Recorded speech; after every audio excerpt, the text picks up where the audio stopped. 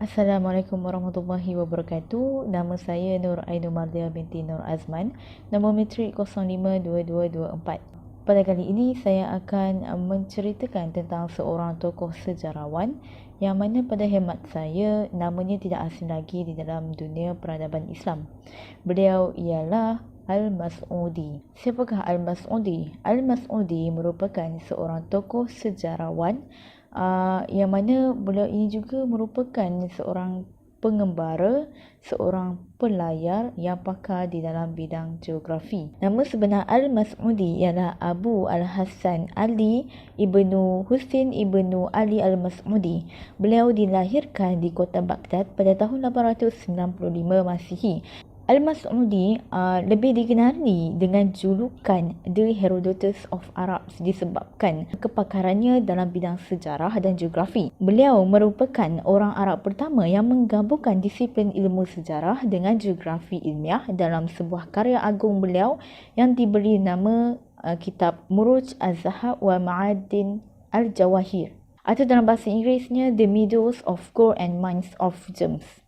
Al-Mas'udi merupakan pengasas kepada pensejarahan moden, iaitu menggunakan ilmu-ilmu bantu lain seperti geografi, rehlah, flora dan fauna, kepercayaan agama dan adat satu bangsa, dan dimasukkan di dalam karya sejarahnya seperti kitab Muruj Az-Zahab wa Ma'adin Al-Jawahir, di mana beliau telah mencampur aduk di antara fakta dan cerita rakyat. Tujuan beliau mencampur aduk di antara fakta dan cerita rakyat ini adalah kerana beliau ingin pembaca memilih dan menimbangtara di antara fakta yang dirasakan tepat dengan apa yang diceritakan oleh beliau dalam kitab beliau. Keistimewaan Al-Mas'udi ini, di dalam diri beliau ni sentiasa memiliki rasa inquiry, iaitu rasa ingin mengetahui dengan lebih mendalam tentang sesuatu perkara. Dan disebabkan rasa ingin tahu beliau ini telah membawa beliau dalam mempelajari pelbagai bidang ilmu yang beliau minati. Sebagai contohnya, bermula daripada bidang sejarah dan bidang geografi. Seterusnya, kita masuk pula kepada ringkasan pengembaraan atau pelayaran dan penyelidikan yang dilakukan oleh Al-Mas'udi. Rekod terawal menunjukkan Al-Mas'udi mula berlayar adalah sekitar tahun 914 Masihi sehingga 915 Masihi, di mana negara pertama yang beliau lawati adalah Parsi. Di Parsi, beliau tinggal selama lebih kurang setahun di Istakar, iaitu pada tahun 915 Masihi. Kemudian beliau pergi ke India pada tahun 916 Masihi dan mengunjungi kota Multan dan kota Al-Mansurah. Kemudian beliau kembali semula ke Parsi setelah mengunjungi Kusman.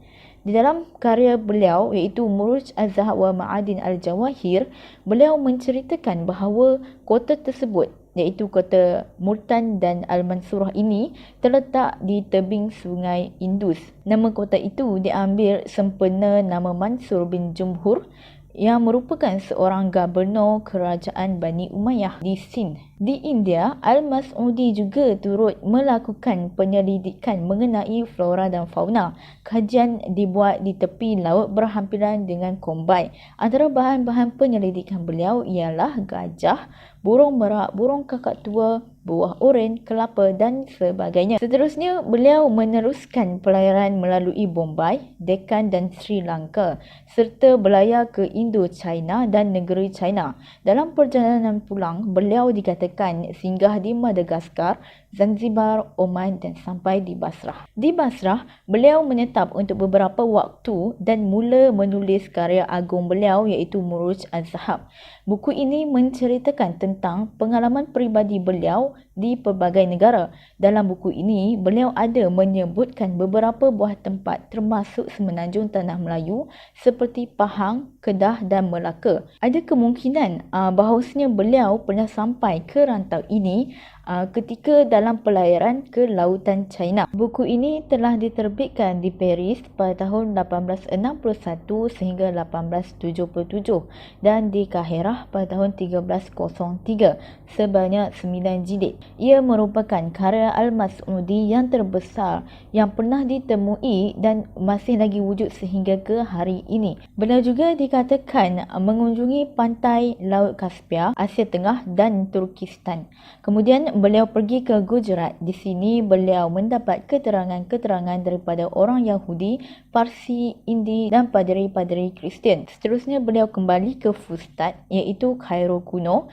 Dan di sinilah beliau mula menyusun karya beliau yang kedua yang bertajuk Akhbar Az-Zaman, iaitu cerita-cerita sejarah yang mengandungi sebanyak 30 jilid. Di dalam buku ini, beliau menggabungkan ilmu geografi dengan ilmu sejarah dan menceritakan tentang kehidupan masyarakat di negara-negara yang pernah beliau lawati. Setelah pulang ke Basrah, beliau mencatatkan pengalaman beliau di dalam Muruj Az-Zahab wal Ma'adin Al-Jawahir. Buku ini selesai ditulis pada tahun 947 Masihi dan pada tahun 956 Masihi diselesaikan pula edisi keduanya yang mengandungi 9 jilid dan buku inilah yang diterbitkan di Paris. Karya beliau yang terakhir ditulis pada tahun kematian beliau iaitu kitab Al-Tanbih wal Ishraf. Dalam kitab ini, beliau membuat penambahan dan melengkapkan karya-karya beliau yang terdahulu. Berdasarkan perjalanan pelayaran, Al-Mas'udi banyak membuat penyelidikan dan juga banyak membuat penulisan-penulisan berbentuk karya mengenai pengalaman beliau dalam pelbagai ilmu, khususnya dalam bidang sejarah dan geografi yang mana beliau amat mahir di dalam bidang ini. Berikutnya, sumbangan Al-Mas'udi. Sumbangan Al-Mas'udi tidak terbatas hanya di dalam satu-satu bidang ilmu sahaja, tetapi dalam banyak bidang termasuk astronomi, falsafah, sejarah, geografi, kemanusiaan dan juga fizikal. Karya beliau iaitu Muruj Az-Zahab wa Ma'adin Al-Jawahir dianggap sebagai ensiklopedia geografi yang terawal yang menggabungkan ilmu geografi dengan disiplin sejarah. Beliau juga telah membuat kajian tentang tanah faik dan mengkaji perbezaan aspek wilayah. Beliau juga pernah mengkaji flora dan fauna. Beliau juga telah berjaya mengupas secara terperinci tentang kawasan-kawasan di India seperti Makram, Sindh dan pantai barat India. Di antara hasil yang beliau dapati melalui kajian yang dilakukan adalah beliau mendapati bahawa Laut Kaspia tidak bersambung dengan Laut Hitam. Beliau juga berpendapat bahawa jarak antara benua Eropah dan China adalah setengah lingkungan bumi. Kesimpulannya, dalam penggambaraan Al-Mas'udi, terlalu banyak penemuan-penemuan yang telah dilakukan oleh beliau melalui pemerhatian dan penyelidikan, terutamanya tentang kedudukan laut. Manakala dalam bidang geografi pula, beliau turut menyumbang beberapa pendapat dan pandangan yang bernas tentang beberapa teori iaitu hasil pemerhatian dan kajian beliau terhadap faktor persekitaran dan keadaan masyarakat yang hidup di bawah pengaruh faktor fizikal tersebut.